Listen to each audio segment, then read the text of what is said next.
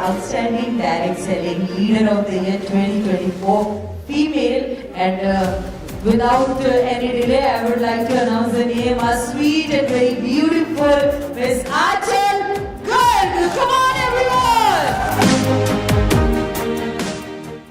तो मैम शुरू करते हैं one of a kind talk show की, फेम शो।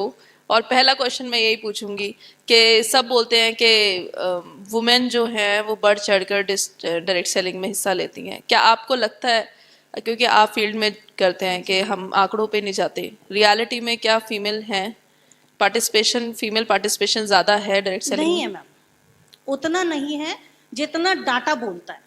तो उसका क्या रीज़न है, क्यों औरतें आगे नहीं आती? इतना अच्छा ये व्यवसाय है, सारे सब तरह की फ्रीडम है। देखिए यहाँ पे मोस्टली तो जेंट्स बैठे, लेडीज कितनी है जरा हैंड रेज करेंगी? मैम आंसर तो यही मिल गया। नहीं तो उसका कारण, उसका रीजन ये है मैम, क्योंकि जो लेडीज होती हैं वो बचपन से, देखिए सबसे बड़ी ड्रीमर, मैं कहती हूँ जितने इस हॉल में लोग बैठे हैं, अगर ड्रीमर की बात करेंगे तो सबसे बड़ी ड्रीमर एक गर्ल चाइल्ड होती है, एक फीमेल सबसे बड़ी ड्रीमर होती है। बट बचपन से उसके सपनों को मार दिया जाता है। पहले पेरेंट्स, दादी नानी क्या करती हैं, उसके सपनों को उजागर करती हैं। बचपन से उसको एक सपना दिया जाता है कि तुम बड़ी हो जाओगी, एक घोड़े पे सवार होकर राजकुमार आएगा, तुम्हारे सारे सपनों को पूरा करेगा। धत साला पूरा करता है क्या कोई? वो आजकल का यूथ अपना सपना पूरा कर ले, अपनी घरवाली का तो बाद में करेगा। ठीक है, तो ये सपना जो एक लेडी को बचपन से ही सिखा दिया जाता है, तो उसको पहले दिन से ही डिपेंडेंट बना दिया जाता है एक आदमी के ऊपर। ये सबसे बड़ा ड्रॉबैक है। और दूसरा ये है कि मैम जब सपने बड़े होते चले जाते हैं, लेडीज को ही हमेशा कंप्रोमाइज अपनी फैमिली में करना पड़ता है। बचपन में अपने भाई बहनों के लिए, अपने पेरेंट्स के लिए, फिर सोचती है कि शायद मेरी शादी हो जाएगी तो मेरा जो लाइफ पार्टनर है उसके साथ उन दोनों की ट्यूनिंग भी बनती है, बस कहीं ना कहीं उनकी फैमिली की वजह से भी। फिर आगे बच्चे हो जाते हैं उनकी। एक लेडी अपनी कोई भी रिस्पॉन्सिबिलिटी, मैम फैमिली की रिस्पॉन्सिबिलिटी को हमेशा प्रायोरिटी पे रखती है, उसको नहीं छोड़ सकती। और आपने जैसे कहा कि क्योंकि अदर फील्ड में भी आजकल लेडीज जा रही हैं। अभी हमारी 2-3 दिन पहले सोसाइटी में एक मिसहैप हुआ, एक आग लगी, तो बड़ी अच्छा भी लगा ये देख के कि जो 5 ग्रेड आई उसमें 3 गर्ल्स आई जो जान बचाने आई। तो बड़ा अच्छा लगा कि एक तो रात के समय पे आई और उसमें भी 3 गर्ल आई। तो यानी कि लेडीज जेंट्स से आगे तो हैं कि नहीं है? यार लेडीज तो ताली बजाओ। देखो जितनी या 8-10 या 15 लेडीज हैं, इन सब पे भारी होनी चाहिए। बात अपनी बात का जो वजूद है ना, वो तब स्ट्रांग बनेगा हमारा। क्योंकि जो आप लोग यहाँ बैठी हैं, 8 से 10 लेडीज भी हम लोग यहाँ पे अगर बैठी हैं ना, तो इन सबसे हम ऊपर हैं, ये सबसे पहले हमें मानना है। क्योंकि वो डिसीजन हम अपनी सारी रिस्पॉन्सिबिलिटीज को लेते हुए हमने अपने बारे में यहाँ पे सोचना शुरू किया है। तो मैम बस आज की लेडीज सोचती हैं, सपना भी है, बस उनको एक स्टेप फॉरवर्ड करने की ज़रूरत है कि हम अपनी फैमिली की सारी रिस्पॉन्सिबिलिटीज करते हुए कुछ टाइम अपने सपनों को भी दें। और जिसने अपने सपने को वो उड़ान दे दी, तो मैम वो अपनी फैमिली के सारे सपने को पूरा करने की हिम्मत रखती है एक लेडी। मैम आप क्या एक बड़ा मैसेज देंगे जो लेडीज़ सोचती हैं कि हमारी सोशल रिस्पॉन्सिबिलिटी, फैमिली की रिस्पॉन्सिबिलिटी है, उस वजह से वो आगे नहीं बढ़ती हैं, उनको एक क्या लाइन में आप मोटिवेट करना चाहेंगी कि वो भी अपना करियर फॉलो करें? मैम देखिए, कोई रिस्पॉन्सिबिलिटी आड़े नहीं आती। क्योंकि अगर एक रिस्पॉन्सिबिलिटी में मैं कंपैरिजन कर दूं तो एक लड़के के ऊपर शायद ज़्यादा रिस्पॉन्सिबिलिटी आ जाती है, और उसका रूप चेंजेस हम तब देख लेते हैं कि एक लड़का जब अनमैरिड होता है, उसके बिहेव में, उसके चाल चलन में बहुत अंतर होता है, अपना उसका लाइफ स्टाइल अलग होता है। बट जैसे ही उसकी शादी होती है, उसको एक अपने अंदर से एक रिस्पॉन्सिबिलिटी आ जाती है कि मेरे साथ एक पार्टनर जुड़ गया है, मेरी रिस्पॉन्सिबिलिटी बढ़ गई है। आगे बच्चे हो जाते हैं, फिर रिस्पॉन्सिबिलिटी बढ़ जाती है। तो एक जेंट्स जो है वो अपना उसका लाइफ स्टाइल चेंज हो जाता है, उसका रहना सहना चेंज हो जाता है, सबसे बात करने का तरीका चेंज हो जाता है। तो वो बात ये आ जाता है कि शादी के बाद बंदा चेंज हो गया, नहीं, वो रिस्पॉन्सिबल हो गया है, वो इसीलिए चेंज हुआ है। और परसेप्शन मार्केट में कुछ और ही चल रहा है मैम सोसाइटी में। लेकिन जो लेडीज़ हैं, लेडीज़ से बढ़िया मैनेजमेंट कोई नहीं कर सकता। और इस बिजनेस में चाहिए क्या? इस बिजनेस में सिर्फ हमें मैनेजमेंट ही तो करना है। मानते हैं या नहीं मानते हैं? बिल्कुल। और लेडीज से बड़ा मैनेजमेंट कर सकता है कोई? एक लेडी एक टाइम पे अपने बच्चों को टिफिन भी देती है, हस्बैंड का टिफिन भी बनाती है, घर की साफ सफाई भी करती है, और फिर 10-11 बजे तक फिट हो जाती है। जितने यहाँ जेंट्स बैठे हैं, अगर उनके साथ उनकी लाइफ पार्टनर ना हो, ना वो मैनेजमेंट करे, तो इनमें से एक भी सूट बूट पे बैठ नहीं सकता।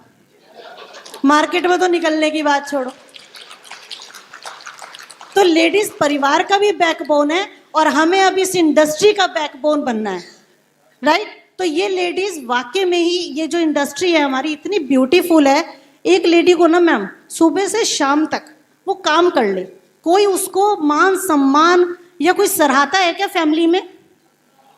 मतलब एक कहावत है कि एक गांव में एक औरत ने 10 भैंस थी उसके घर, उसने सफाई करी, उसको नहलाया, किसी की पूंछ साफ कर दी, किसी का मुंह साफ कर दिया, शाम को ससुराल में कहा गया तूने करा ही क्या, क्योंकि कंप्लीट एक भी नहीं हुई। तो ये इंडस्ट्री इतनी ब्यूटीफुल है और मैंने पर्सनली भी फील किया है कि मतलब सपने मेरे बचपन से बड़े थे और मान सम्मान को लेके ज़्यादा थे, तो वो मान सम्मान कहीं ना कहीं मेरा मिस हो रहा था। मेरे जो मैं एम्बिशियस थी वो मेरे एम्बिशियस पूरे नहीं हो रहे थे, क्योंकि वही फैमिली की रिस्पॉन्सिबिलिटीज़। बट ये ब्यूटीफुल इंडस्ट्री इतनी है ना कि यहाँ आदमियों के बराबर औरत को सम्मान मिलता है। यही इंडस्ट्री है एक ऐसी, और यही इंडस्ट्री ऐसी है जो आपसे छोटी उम्र में भी अगर आपकी टीम में है ना, तो वो आशीर्वाद के साथ साथ आपको मान सम्मान भी देते हैं। तो बहुत ब्यूटीफुल है और लेडीज़ के लिए बिल्कुल सेफ है।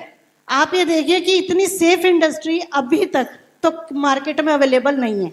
ये इंडस्ट्री लेडीज़ के लिए 110% सेफ है, मान सम्मान के साथ है, अपनी रिस्पॉन्सिबिलिटीज़ को पूरा करते हुए वो इस फील्ड में आगे बढ़ सकती है। क्योंकि फैमिली भी डिस्टर्ब नहीं है ना, हमारी मन मर्जी का काम है, 2 घंटे करो, 4 घंटे करो, हफ्ते में 1 दिन करो, है ना। सब चीज़ें मैनेजमेंट करते हुए हम इसमें स्टेप बाय स्टेप हम आगे बढ़ सकते हैं।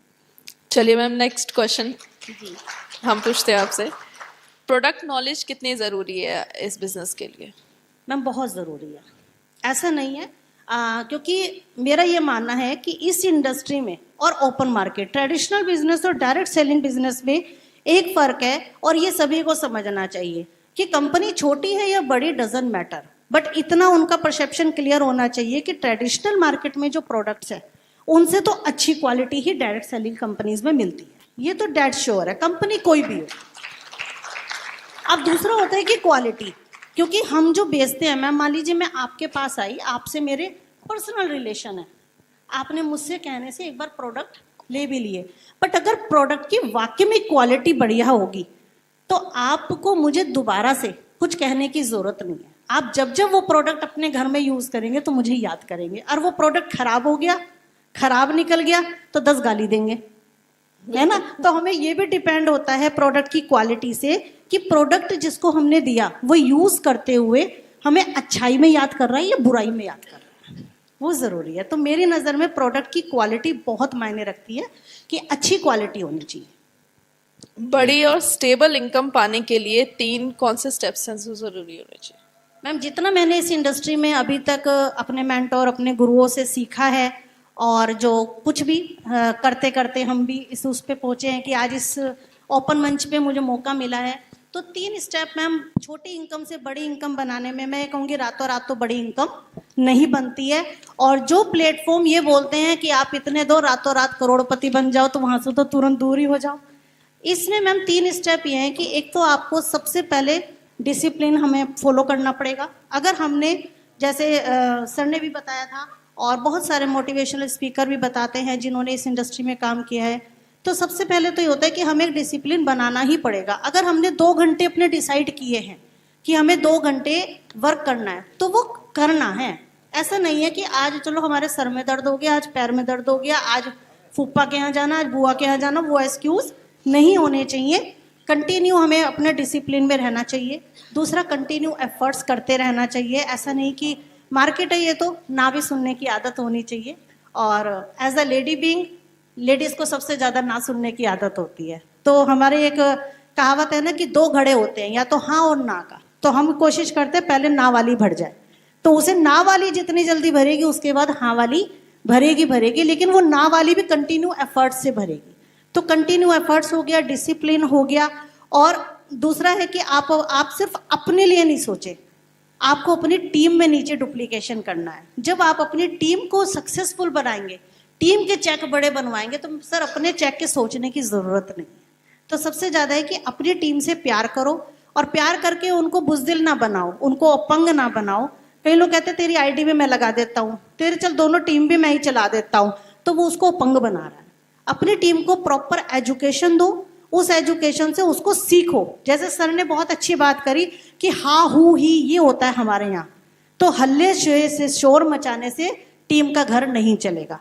सर का बिल्कुल कहना सही है कि जितना मोटिवेशन देंगे इस हॉल के बाहर जाके वो मोटिवेशन भाग जाएगा। एक बीवी का कॉल भी आ गया ना, जितने मोटिवेशन यहाँ से होंगे मैं ये कर दूंगा वो कर दूंगा, बाहर जाके बीवी का कॉल आ जाएगा, कहाँ रह गए, इतनी देर हो गई है, मेरे बस का नहीं है तुम्हारे लिए रात को 11-12 बजे तक खाना बनाना।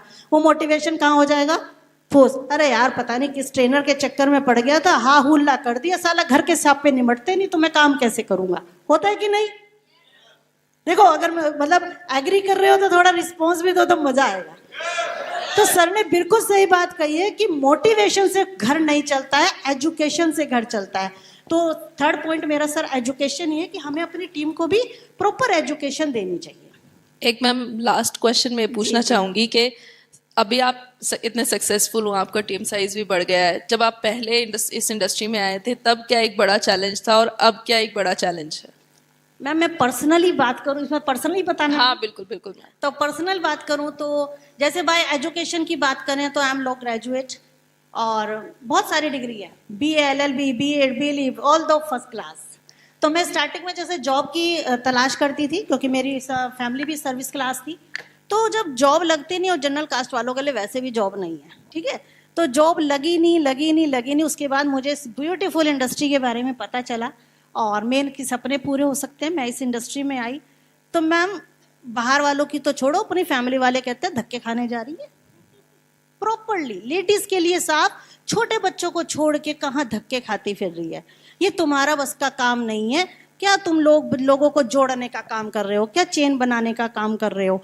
लेकिन जो वो चैलेंज आते हैं ना मैम, अगर हम डगमगा गए तो कुछ नहीं होगा, लेकिन हमने जब उसको पूरा किया अपने एजुकेशन के साथ साथ उसको हम करते चले गए, धीरे धीरे प्रोग्रेस हुई। तो जब वो प्रोग्रेस होती है ना मैम, तो फैमिली वाले भी तब चुप होते हैं। स्टार्टिंग में तो ये हर लेडी को छोड़ो मैडम, हर जेंट्स को भी सुनना पड़ता है। अगर कोई जेंट्स है, अपना कोई ट्रेडिशनल बिजनेस है, पापा का कोई काम है, उसको करते करते अगर डायरेक्ट सेलिंग का काम करे तो घर के पेरेंट्स सबसे पहले कहते हैं कहाँ धक्के खाने का काम कर रहा है, बाप का बिजनेस है, संभाल, तेरी शादी कर देंगे। लेकिन अगर उसके सपने बड़े हैं, क्योंकि मैम जो बिजनेस हमारे घर में चल रहा है या जो हमारी फैमिली में सर्विस कर रहे हैं, अगर उसमें इतनी ताकत होती कि वो अपने सपने पूरे कर सके होते, तो आज हमारे भी सपने कहीं ना कहीं वो लोग पूरे कर चुके होते।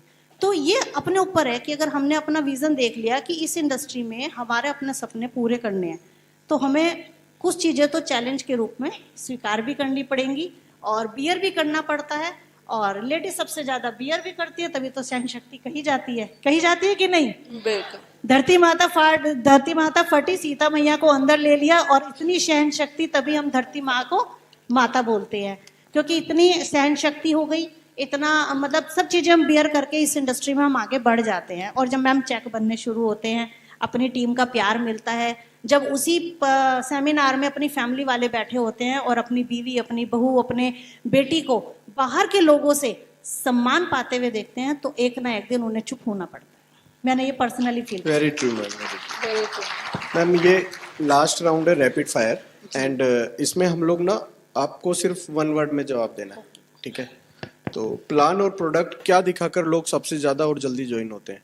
प्लान और प्रोडक्ट। प्लान। सबसे बड़ा चैलेंज क्या है?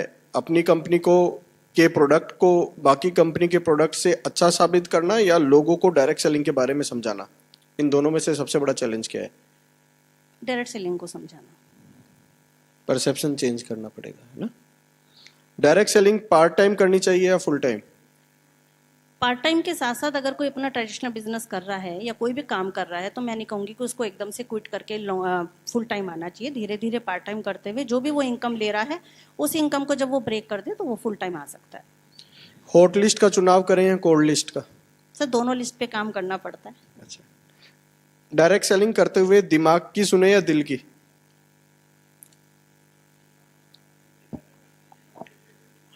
सर मैं तो दिल की सुनती हूँ। एक और पूछ। दिल की सुनने वाले सक्सेसफुल होते हैं।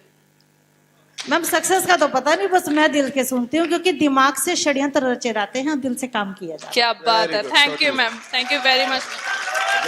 Thank you ma'am.